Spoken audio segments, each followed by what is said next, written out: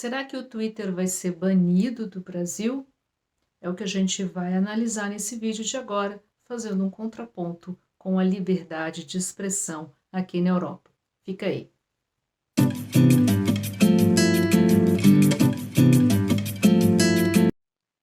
Olá, sejam todos muito bem-vindos ao meu canal. Eu me chamo Adriana Ribeiro Maia, esse é o Vida Europa e vocês, por favor, relevem essa minha cara de alergia, né? Com muitos pólens no começo da primavera, a gente fica com essa cara de cansado. Toma maquiagem para ver se melhora.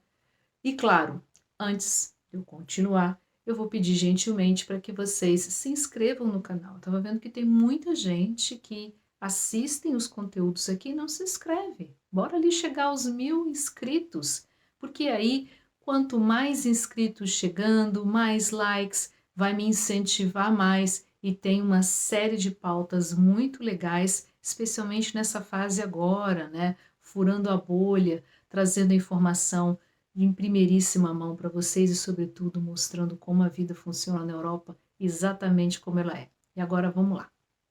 Bom, deixa eu colocar aqui o meu óculos e vamos aqui para o meu teleprompter improvisado.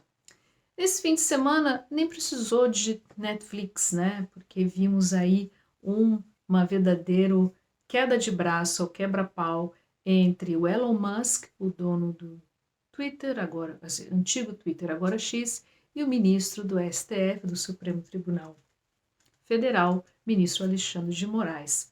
Isso tudo em função do que se chamou de Twitter Files, né, que foi um jornalista norte-americano, junto com outros 2 jornalistas brasileiros, divulgaram alguns arquivos dizendo que o TSE, entre 2021 e 2022, queria controlar o debate público, que na alteração dos algoritmos e querendo dados pessoais dos usuários.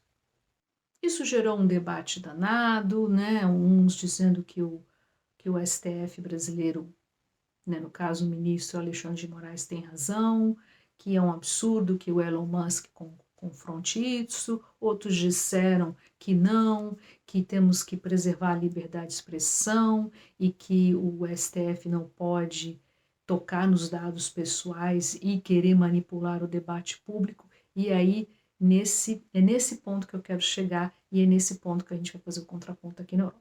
O Elon Musk comprou o antigo Twitter, agora X, em abril de 2022.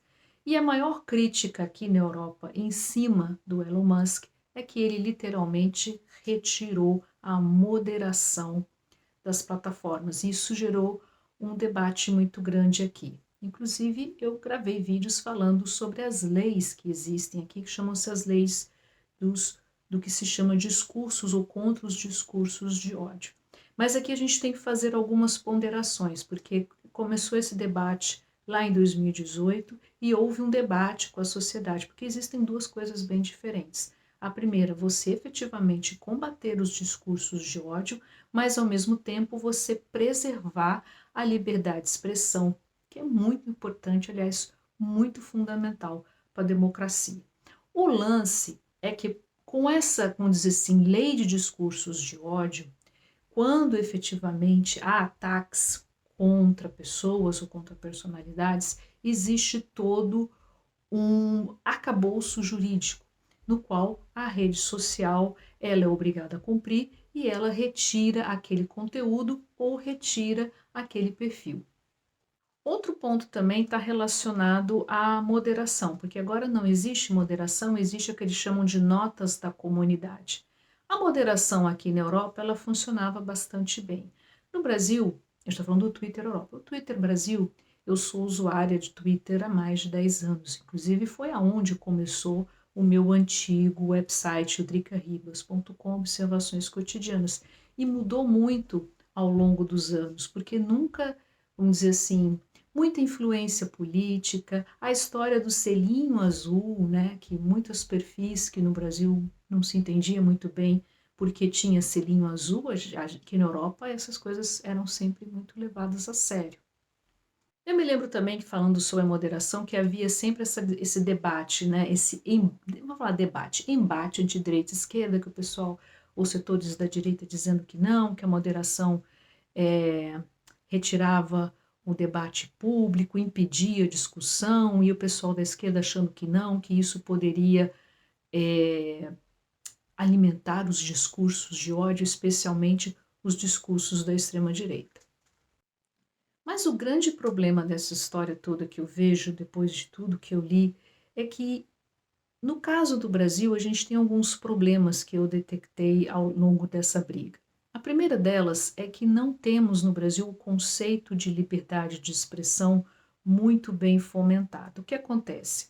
Setores da esquerda, inclusive nós temos um governo de esquerda no Brasil atualmente, eles acreditam que você não pode usar certas expressões ou palavras, que isso é incitação ao ódio. E temos também setores da direita que acreditam que só falar palavrão significa liberdade de expressão, o que não é. No caso, o que é muito complicado nessa questão do Twitter Files está relacionado ao fato de mexer com os dados dos usuários, né, o que, por exemplo, aqui na Europa, com a lei de dados pessoais é proibido, e, sobretudo, tentar manipular o debate público, o que é muito complicado. Eu sei que se trata de assuntos muito difíceis, a gente viu e está vendo até agora todas essas repercussões, porque o fato é, no Brasil nós não temos nem hábitos de democracia e muito menos hábitos de liberdade de expressão, porque no imaginário, e para mim o que mais me chocou de jornalistas no Brasil, é achar que a liberdade de expressão é aquilo que você quer ouvir. E não é isso. A liberdade de expressão é você ouvir aquilo que você não quer ouvir, entre aspas, e saber que existe divergências na política, que existem opositores. Esse é o lance, esse é o grande problema no Brasil. Nós não temos esse debate, essa veia de debate. E, infelizmente, o STF, desde 2019, vem tomando decisões que não estão de acordo com a Constituição brasileira. E isso, vamos dizer assim, gerando um mal-estar na sociedade. O Elon Musk, ele é um bilionário, né? Ele tem uma visão de liberdade de expressão no qual tudo pode ser discutido, pode ser falado, o que a gente sabe que nem necessariamente funciona dessa forma, porque aquela história, se você fala tudo o que você quer, você pode automaticamente levar um processo por danos morais. É assim que funciona. Então existe esse jogo que aqui na Europa ele está muito bem fomentado. Os europeus, mesmo que não gostem do Elon Musk, mesmo que ele retirou a moderação do jeito que os europeus gostavam, nenhum político por aqui, nenhum partido político, ou nenhum, aliás, eu vou ser sincera com vocês, nenhum ministro de tribunal superior aparece na televisão ou tem conta no Twitter, nada disso. Ninguém quer tirar a liberdade de expressão, porque esse é um conceito que está muito fomentado aqui. E o que no Brasil a gente viu justamente ao contrário, a gente viu jornalistas e muita gente falando em censura. Isso reflete também muito o momento que estamos vivendo, né?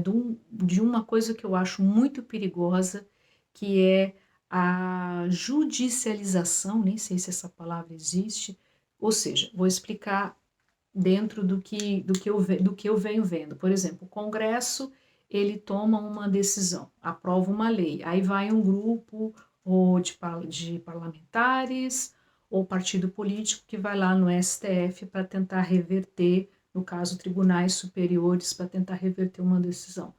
Isso não é legal, porque tem que haver um consenso na sociedade. Um consenso na sociedade é onde existe esquerda, direita, centro, e aonde as leis elas devem ser respeitadas.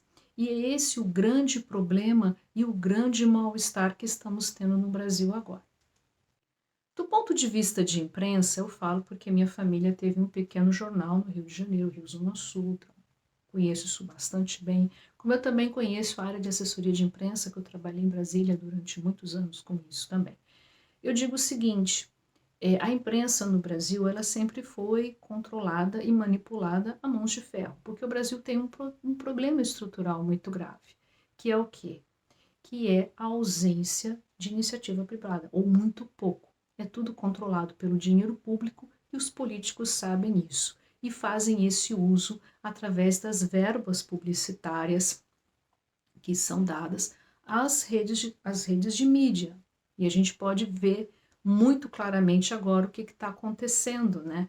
Que de repente a gente vê essa enxurrada de notícias dizendo que o Elon Musk atacou o Supremo Tribunal Federal, que é um absurdo, e que no fundo, a gente pode encarar como absurdo de um certo lado, talvez, mas por outro lado mostra um problema que nós temos. Nós não somos um país democrático, nós não sabemos o que é liberdade de expressão e, sobretudo, existe um embate muito claro entre dois grupos políticos além de que inviabilizam, né, o que eu chamo de istas, que inviabiliza o debate público.